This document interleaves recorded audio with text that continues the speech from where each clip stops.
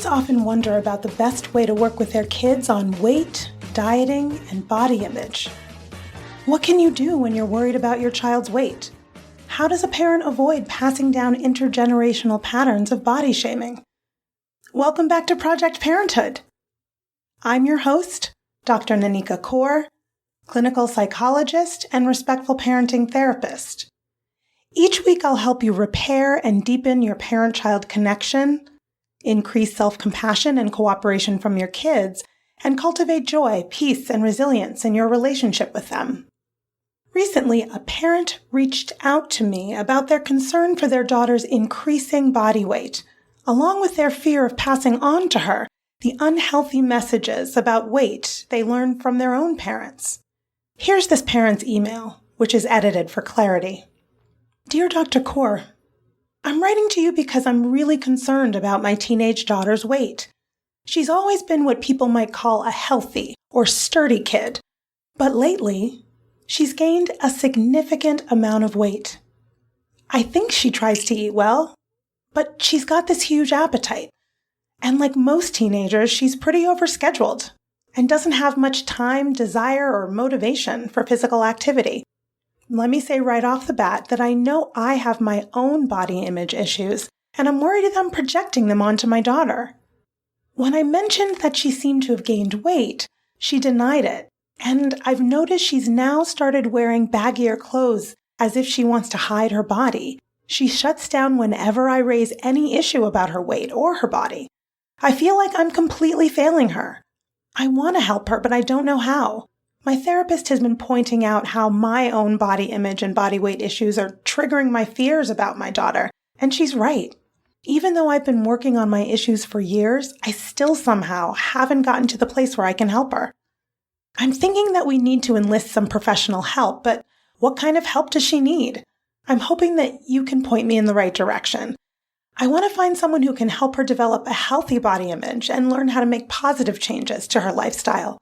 I know this is a sensitive issue, and I really appreciate your willingness to address it on your podcast. I'm hoping that by sharing my story, I can help other parents who are struggling with the same issue.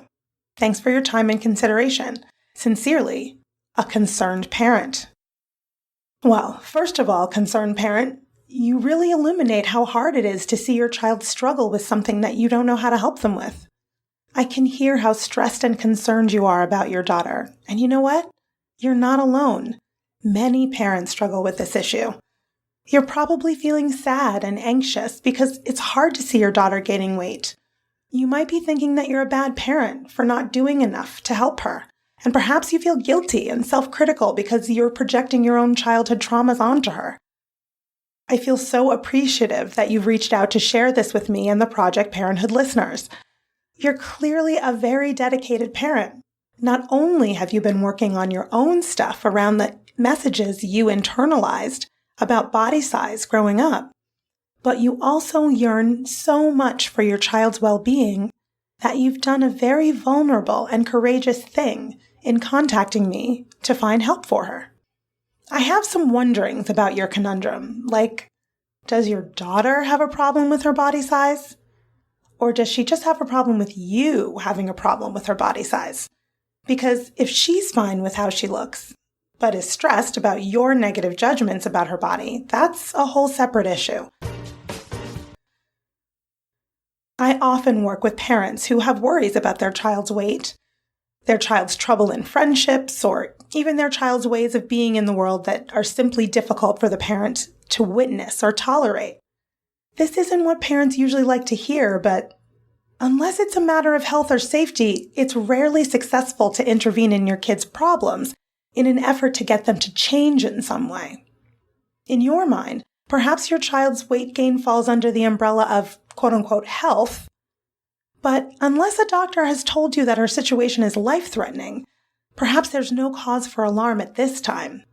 If, upon self-reflection, you realize that this is more about your parental preference and desire for your child to be different, or behave or think differently, it may be more beneficial for you to do some work around your own issues with who and how your child authentically is, especially since your daughter isn't coming to you for help losing weight. This is not to say that you should stand idly by while your child self-destructs, but that using your parental power to try to coerce your child to change, which is acting from a power over stance versus a power with stance, will generally backfire.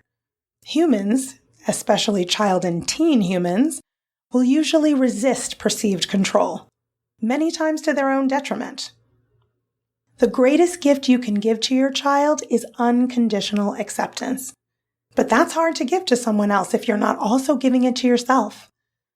Also, your kids are influenced less by what you say and more by who you are. So perhaps concentrating on your own body issues and learning to accept yourself unconditionally and treating yourself well by giving your body nutritious food, exercise, and care is really what your daughter actually needs most from you. It's a much better use of your time and efforts to focus on things that are within your control. What your child does with or how she treats her body is not in your control. The more you try to control her, the more damage it will do to your relationship with her. And if she's truly struggling, she needs her relationship with you from which to draw strength. A trusting, connected, and unconditionally loving relationship with your child is your most powerful parenting tool. When your daughter feels genuinely connected to you, she'll be much more open to allowing you, your values, your beliefs, and your modeled behaviors to influence her.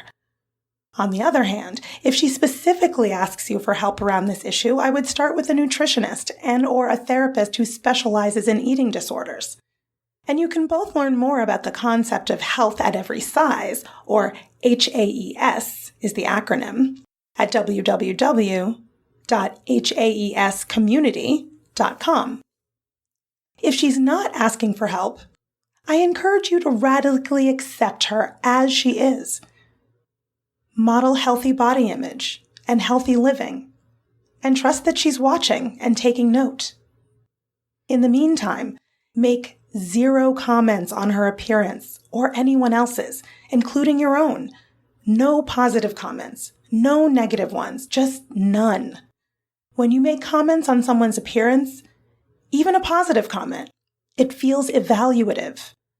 The person may focus less on your compliment and more on the fact that their appearance is being evaluated and judged. And in our society, everyone, especially girls and women, could do with a little less concentration on others' opinions of their appearance. Your child is a unique human being having her own experience in life, not an extension of you or your own past. But projecting your unhealed wounds onto your kids often happens outside of your awareness. So focus less on controlling situations in the present so that your child avoids the painful experiences you had or worried about having in childhood. Because when you get that urge, what you're really trying to avoid are the uncomfortable feelings that are getting kicked up for you as you're witnessing your child going through something. Rather than avoiding your uncomfortable feelings, hold those feelings with compassion and kindness, and focus more on finding closure and healing around your painful childhood experiences. It sounds like you're getting triggered by your child's appearance. But for other parents, the trigger might be seeing your child in competitive situations, or when issues of compliance and obedience arise, or when belonging, fitting in, and friendships are involved, or their performance in sports or academics is in question. The more fear you have tied up with these issues that are left over from your childhood, the more you might try to control the situation when your child encounters them. In the moment, you might think you're simply trying to protect your child from emotional pain, when it's really about protecting you from the emotional pain you're anticipating, given your own childhood experience. In the end, you just can't control your daughter's body weight or body image. What you can do is model a healthy body image for her, provide her with a supportive and loving environment, and a parent who loves her fiercely, no matter what she looks like. That's all for today's episode of Project Parenthood. Thanks for listening, and I hope you found it helpful. Be sure to join me live on Instagram at BK Parents on Monday, July 10 at 1 p.m. That's today. Join me for a Brooklyn Parent Therapy Ask Me Anything. I'm excited to answer your questions in real time. If you have a question for me about parent-child relationships, respectful parenting tips, and/or parental mental health that you'd like me to cover in a future episode, shoot me an email at parenthood@quickanddirtytips.com. Leave a message at 646-926-3243 or leave a message on Instagram at BKParents. And you can learn about my private practice working with parents living in New York State at www.brooklynparenttherapy.com. Happy summer, and catch you next week. Project Parenthood is a quick and dirty tips podcast. It's audio engineered by Dan Firebend, and our director of podcasts is Adam Cecil. Our podcast and advertising operations specialist is Morgan Christensen. Our digital operations specialist is Holly Hutchings. Our marketing and publicity associate is Davina Tomlin. And our intern is Cameron Lacey.